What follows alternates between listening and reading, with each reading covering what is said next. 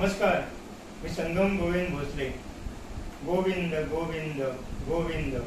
हो, तुमच्या लक्षात आलं मी कुठल्या विषयासंदर्भात बोलतोय.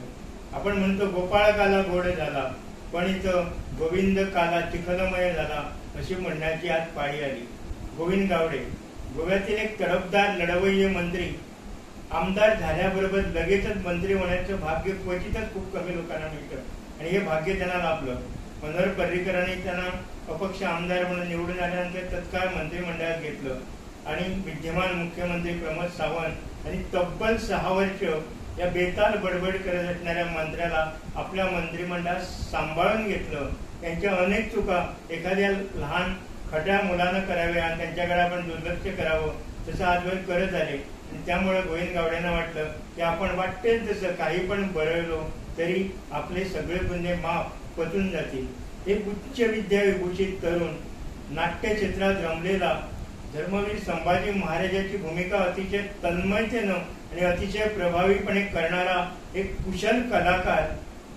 नियतीनं तुम्हाला एक चांगली संधी दिली होती मंत्री म्हणून जनतेची सेवा करण्याची, पण ज्या पद्धतीनं मागच्या वर्षभरात तुम्ही अकलेचे तारे तोडले त्यामुळे संपूर्ण गोमंतकीय जनता तुम्हाला अक्षरशः विटली होती. किती म्हणून सांगावे तुमचे किस्से, किती म्हणून सांगाव्या तुमच्या लीला. कधी काळी सुधीर ढवळीकरांचा अपमान तुम्ही भर मंत्रिमंडळ बैठकीत केला मनोहर पर्रीकरांच्या समक्ष. तेही पाप तुम्हाला पचून गेलं.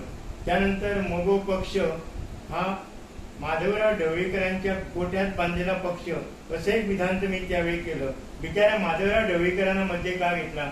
एखाद्या अतिशय चांगल्या याच्या सद्ग्रस्ताला मध्ये ओढण्याचं तुम्हाला कारणच नव्हतं. इथपर्यंत ठीक आहे, पण गेल्या वर्षभरात कला अकादमीचा वाद संपूर्ण देशात गाजतो. गोव्यातील तमाम कलाकारांचं श्रद्धास्थान असलेलं किंबहुना तमाम गोवेकर कलाकारांचं माहेरघर असलेली कला अकादमीची ज्या पद्धतीनं विल्हेवाट लागलेली आहे ती बघून गोव्यातील कलाकार संतप्त झाले आणि त्यांनी तुमच्या विरोधात आंदोलन केलं.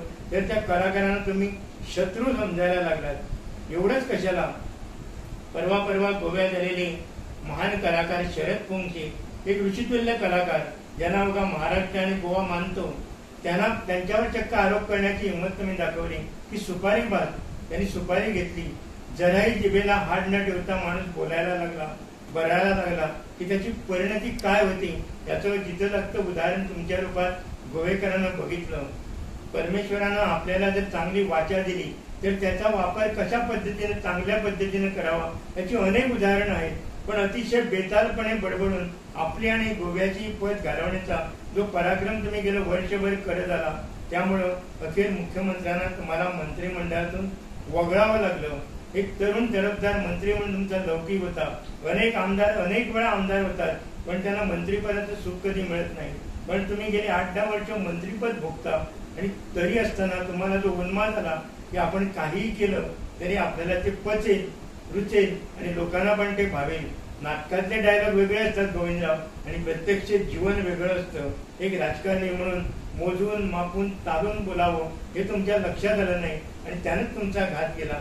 आपण म्हणून आपल्यासाठी तुम्ही राजकीय भवितव्य उज्ज्वल असताना खड्डा खणलात आणि आज तुमच्यावर ही पाळी आली.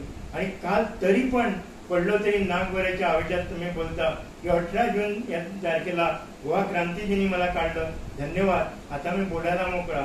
सत्य आणि सत्ता याबाबत जर मला विचारलं तर मी सत्याची बाजू घेईन. ही बाजू एवढे वर्ष घ्यायला तुम्हाला कोणी अडवलं होतं? या अगोदर पण घ्यायला हवी होती, पण आज तुमचं मंत्रीपद गेल्यानंतर तुम्हाला सत्य आठवलं. खरोखरच एका चांगल्या कलाकाराची ही शोकांतिका असं आम्हाला वाटतं. आम्ही तुमच्या कलेचे खरोखर चाहते होतो. तुमचा अभिनय, तुमच्या धर्मवीर संभाजी महाराजांचा केलेला रोल हा खरोखरच अप्रतिम होता. ज्या धर्मवीर संभाजी महाराजांचं आणि छत्रपती शिवाजी महाराजांचं चरित्र तुम्हाला नाटकामुळे माहीत आहे आणि तरी असताना शिवरायांनी कसं वागायची पद्धत शिकवली, धर्मवीर संभाजी महाराजांनी कसं राज्य चालवायचं हे जगाला दाखवून दिलं आणि त्यांचा रोल करणारा एक कलाकार असा अधपतीत होतो याच्यासारखी दुःखाची दुसरी गोष्ट नाही. गोव्यात अनेक ठिकाणी अक्षरशः जल्लोष झाला. एवढंच नाही तर अनेक वर्तमानपत्रांनी तुमच्या विरोधात काल ज्वलजहालाचे अग्रलेख लिहिले. गोव्यातील 6-7 वर्तमानपत्रांनी अग्रलेख लिहून मुख्यमंत्र्यांच्या भूमिकेचं समर्थन केलं. प्रत्येक गोवेकरांनी समर्थन केलं. कुठलीही गोष्ट जेव्हा अति ताणून आपण धरतो त्यावेळी त्याचा परिणाम असाच होत असतो. बहुजन समाजातील आणि एका मागासवर्गीय समाजातील गावडा कुणबी धनगर वेळी या समाजातील एक जबरदस्त असं नेतृत्व तुमच्यामध्ये होतं. तुम्हाला पर्सनॅलिटी, तुमचं व्यक्तिमत्व चांगलं, तुमचं जोश चांगला, तुमचं भाषण चांगलं, पण जिभेची वळवळ आणि बेताल बडबडण्यामुळे तुमच्यावर आजी पाळी आली. शरद पोंक्षेंचा ज्यावेळी तुम्ही अपमान केला तेव्हा सारा गोवाच नव्हे तर महाराष्ट्राला पण संताप आला. कोण हा गोविंद गावडे, अशा संतप्त प्रतिक्रिया महाराष्ट्रातून आल्या. शरद पोंक्षेंनी जास्त मनावर घेतलं नाही ती गोष्ट वेगळी, पण प्रत्येकाला अगदी तुच्छ लेखणं आणि आपण कोणीतरी आकाशातून पडल्यासारखं बोलणं, या गोष्टीमुळे तुम्ही ही परिस्थिती स्वतःवर ओढवून घेतली. मुख्यमंत्री डॉक्टर प्रमोद सावंत यांनी अतिशय तडफदारपणे तुमच्यावर कारवाई केली. उशिरा का होईना, पण ही कारवाई अतिशय पूर्णपणे समर्थनीय आहे. बाकी सर्व मंत्र्यांनी पण यातून बोध घ्यावा आणि आपण मंत्रिपदाच्या खुर्चीवर बसलो म्हणजे आपल्याला काही बोलण्याचा अधिकार आहे अशा आवेशात वावरू नये. आणि ज्यावेळी सगळे गुन्हे माफ होतात त्यावेळी चक्क मुख्यमंत्र्यांच्या खात्यावर, मुख्यमंत्र्यांकडे जे खातं आहे त्यावर पण तुम्ही बेशूड आणि बेताल आरोप केले.